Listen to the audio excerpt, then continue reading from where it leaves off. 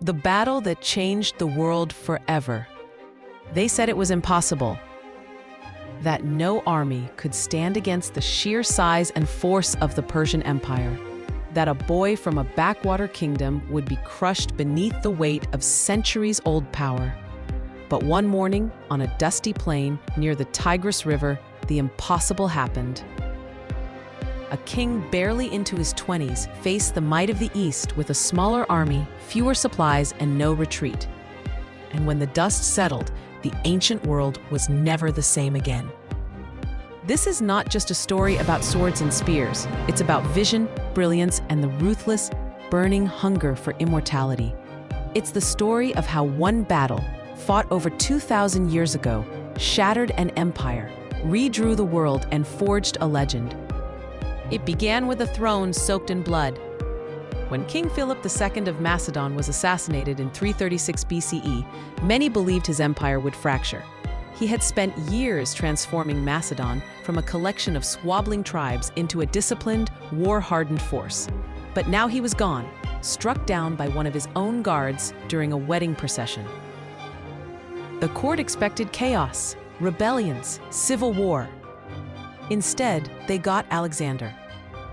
He was only 20, unproven, but within days, he crushed the conspirators, secured the throne, and made a declaration that stunned his court. He would finish his father's dream. He would invade Persia. No one had dared challenge Persia's dominance since the days of Thermopylae and Salamis. Their empire stretched from the Aegean Sea to the mountains of India. Their armies numbered in the hundreds of thousands, and their king, Darius III, ruled as a god. But Alexander wasn't interested in playing defense. He wanted the world. By 334 BCE, he had crossed the Hellespont with just over 40,000 men. Not much compared to the Persian war machine. But what he lacked in size, he made up for in innovation. He wielded the Macedonian phalanx like a scalpel, tight formations of spearmen protected by long sarissas, flanked by fast cavalry that could strike like lightning. His first victory came at the river Granicus. The Persians laughed at him until their nobles were cut down one by one. Then came Issus, where Alexander turned what should have been a retreat into a brilliant ambush. Darius fled the field, abandoning even his own family. And still, Alexander pressed forward. He took Egypt without a fight and was crowned as a living god in the Temple of Ammon, founded a city that would bear his name for centuries, then marched east again. And Darius? He was ready. At a place called Gaugamela, meaning the camel's house, the Persian king chose his battlefield, a wide, open plain perfect for his war chariots and massive army. He had spent days flattening the land to ensure no obstacles stood in his way. His forces were vast. Some sources claim over 200,000 men, including scythed chariots, war elephants, and mercenaries from as far as India. Alexander arrived with just over 47,000, outnumbered 4-1, surrounded, and yet he smiled. Before dawn on October 1st, 331 BCE, he called his commanders. There would be no night attack, no tricks. "I will not steal my victory," he said. "I will earn it in the light of day." As the sun rose, he took his position at the right flank. But instead of moving forward, he moved diagonally, pulling the Persians to their left, stretching them thin.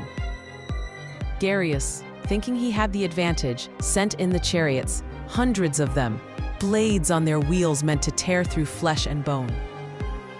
But the Macedonians opened their lines at the last moment, letting the chariots pass harmlessly through, then turned and cut them down from behind. And that's when Alexander struck. He had been waiting for a gap to open, and when it did, he led his companion cavalry in a wedge formation straight toward the Persian center. Straight toward Darius. The great king panicked. He saw the young Macedonian bearing down on him like a thunderbolt, eyes locked, armor shining. Darius turned and ran. His guards tried to hold the line, But once the king fled, the army followed. Thousands died in the chaos. The once invincible Persian Empire was in pieces. And Alexander, he didn't celebrate, he pursued. He wanted Darius captured, not just to end the war, but to claim legitimacy over the empire. But he was too late. Darius had been betrayed by his own men, stabbed, abandoned, and left to die in the dust. When Alexander found him, the great king was barely breathing. According to legend, Alexander covered him with his cloak, gave him water, and promised that his death would be avenged. He kept that promise. Alexander hunted down Darius's murderers and executed them as traitors. Then, in the heart of Babylon, he proclaimed himself King of Kings, ruler of the lands once held by Persia, Egypt, and beyond. And this is why Gaugamela changed the world. It wasn't just a victory, it was the collapse of a system that had ruled for 2 centuries. With one battle, the East fell to the West. Greek became the language of science, commerce, and diplomacy from the Nile to the Himalayas. Hellenistic culture spread like wildfire, blending with local traditions, transforming architecture, art, religion, and thought. Without Gaugamela, there is no Alexandria, no spread of Aristotelian logic to India, no Silk Road linking worlds. And Alexander? He didn't stop. He pushed to the edge of India, fought elephants, married Persian royalty, and tried to merge cultures into one global empire. Some saw him as a visionary, others as a tyrant. But all agreed he was unstoppable, until the day he wasn't. He died in Babylon at just 32. Fever, poison, a curse. No one knows for sure. His empire shattered, divided among his generals. But the world he shaped, that never broke. Today, we walk in cities he founded. We speak ideas born in the fusion he forced. We live in a world molded by the fallout of that one morning on a dusty plain. The Battle of Gaugamela was more than swords and sand. It was a turning point, a flash in history where one man's ambition collided with the limits of power and time.